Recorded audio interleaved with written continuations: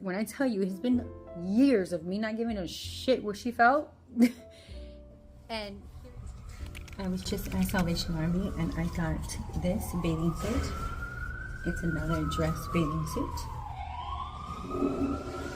It's marked at $10, but I told them I found it in a dress section, and I guess they thought it was a dress, and I said it's swimwear and it's out of season, so it should be half price, and they gave it to me for $5.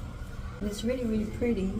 I'm not wearing it now because I'm gonna wash it, but I want to show you. You see, it has this protective sticker, so you can find swimwear that has never been worn secondhand. Using my daughter's goggles this whole time. I bought this one just so I could finish it. I don't like it at all. It's a Secret whole body. I've never liked Secret. Has never worked on me ever. It's raining outside, so there's nobody here but me today. It's super empty. I can show you around actually. These are the lockers that you've seen before. This is where I, get dressed and hide from everybody. Over here are more lockers. Privacy.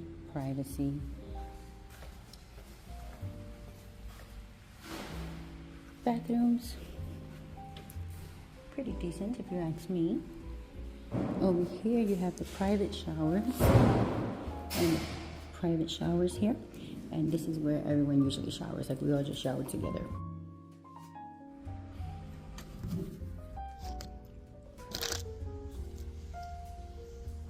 Talking to someone in the locker rooms while in the showers. We were butt-ass naked just having a conversation. It was so sweet. Her name is Josie, and she was talking about how when she was a little girl, her dad would buy a Snickers bar and split it 4 ways when they were little. That's how times were.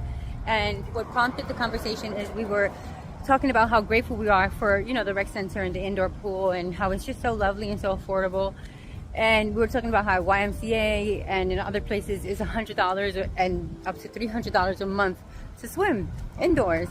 And this place is only $150 a year, $75 half a year.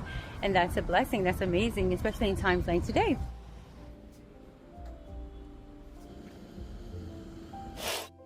Church was so fabulous today. So like a true blessing, an enormous blessing from beginning to end. I volunteer a lot this month because they are short, so they need a lot of volunteers, and I love to be of service. I love to help in any way I can with folks that help me so much. So I'm there, and today was the day where they really needed like extra help, so I stayed for the whole day, and it was amazing because my friends that I'm making at church also volunteer, and so it's so nice to see them like all day long. And also we don't really get to talk, so it's almost more precious because we don't get to talk, because they are working and so am I in a sense. And so it's a quick little tight hug and keep it pushing. It's nice to be of service. It's nice to see my friends' beautiful smiles and feel their warm, tight hugs. My pastor's message today was so on time, like always.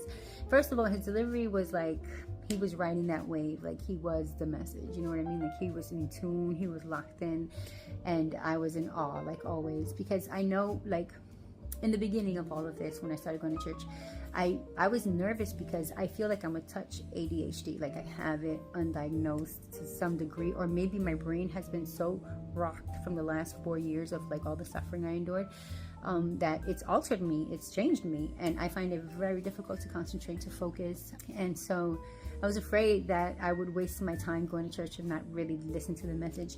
And that also made me afraid to join any groups back then, because I thought like, when it's my turn to, speak, I'm going to be lost. I'm not going to know what the hell I'm supposed to say, because everything is gone from my brain, everything we just discussed. So I had all these really like intense fears about just not being locked in enough. But none of that has come to fruition. I am there. When I'm there, I'm there. When my pastor or whoever's on that stage is speaking, I'm locked in. And it's such a blessing. So being able to help out through volunteering, seeing my friends for those brief moments, and listening to my pastor speak, it's just like, I feel so at the other side of all of the suffering that I endured. Like I feel at the other side of that. And there's real change. My pastor's message today was about your ability to forgive, or your willingness to forgive, in relation to your love for Christ. So it was just so good, because for the last 2 or 3 weeks, I've been feeling really bad. I have no relationship with my family members. Like, it's unfortunate, but it's true. I am estranged from most of them. Like, there's only 2 that I kind of talk to, and then my mother texts me on a very regular basis, and I never reply. And before, I felt nothing, like nothing. I would just completely ignore it. And for the last 3 weeks or so, I've been feeling really bad about that. I've been feeling I'm not reconnecting with her. There's no hope for that. It's never going to happen. It's just not safe for me to do that. But I feel bad because I don't want her to think I hate her. Like, the fact that she might think that I hate her makes me want to cry. It makes me so sad. I have no idea how to get the message to her that I have forgiveness for her. I do not hold grudge. I have pain, but that's life. That's experiences. That's memories, That's wounds, and it's real, and I'm human. But I don't hate her. I don't hate her.